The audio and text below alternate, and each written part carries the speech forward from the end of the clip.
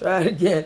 Or November 15th, 2023. And so that's why, my black people, I'm letting y'all know.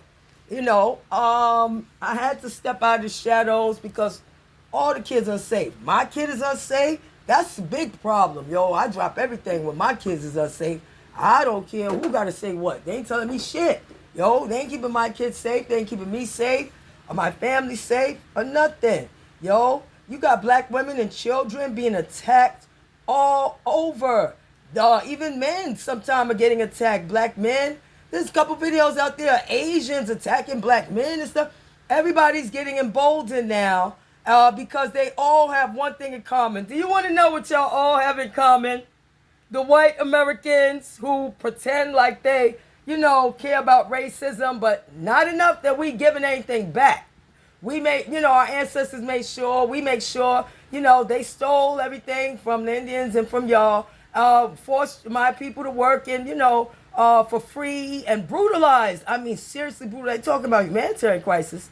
This is the humanitarian crisis of what black people have been forced to endure, though we've been Americans from the very beginning, not even by choice, but simply by our ancestors being dragged here as slaves and dismissed and all the time. You know what I'm saying? But my thing is, my people are the ones who actually built this country with all that free labor. I want to see somebody show me no.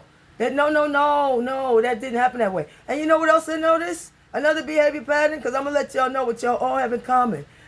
Y'all love to target black American people. That's right. Everybody's better than black American people. Black American people don't do anything. We're lazy, slow, stupid. We can't learn. Our natural language is Ebonics. Isn't that what y'all said? And that's why, no, the reason why they're not getting ahead is because they don't study or value studying and reading.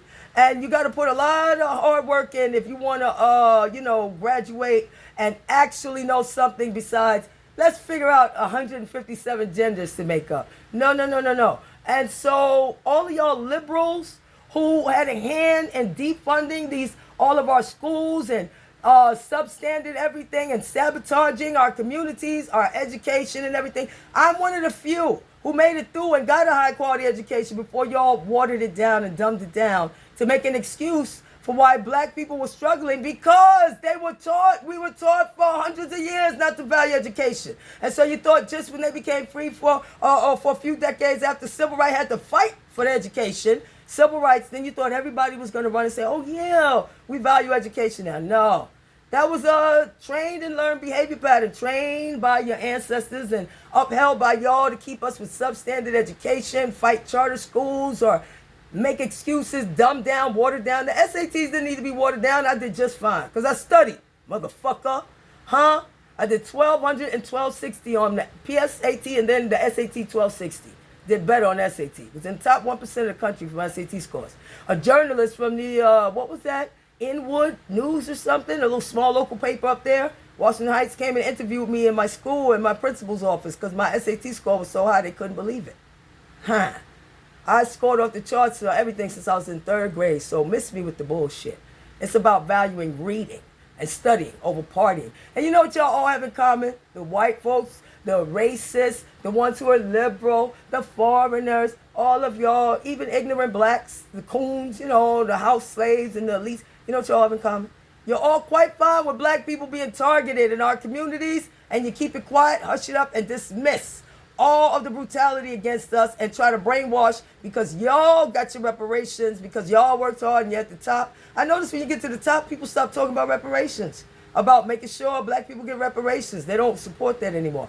I do! For my black people. I don't need it.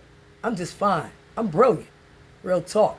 I discovered the descendants of the slave breeding program genetic mutation principle and its inevitable effect on the decline of civilizations with the S at the end, and the increase in crime and lawlessness.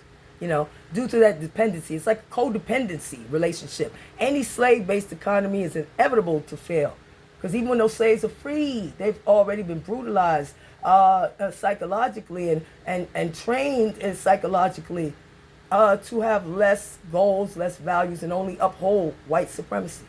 And y'all prove that. Y'all all come here and target black American people like we did something to you, when in fact, The whites did it to us and to our people, still do. I got the videos of everything that was done to me, even by the corrupt popo. They were surprised and shocked to find out I know about corrupt popo. Because I'm from Polo Grounds, Jail Block, Harlem World, Colonial, Washington Heights.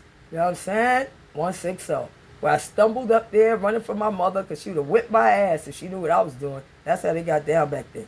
It was speak if you're spoken to. Kids stay, child stay in the child place. I don't care what I'm doing. You better do what I tell you. That's how it was. So that's how I wound up there and learned all this and how to stay safe from predators like y'all and the predators in my family. Who I would have never left my home. I love to read. That's all I love to do.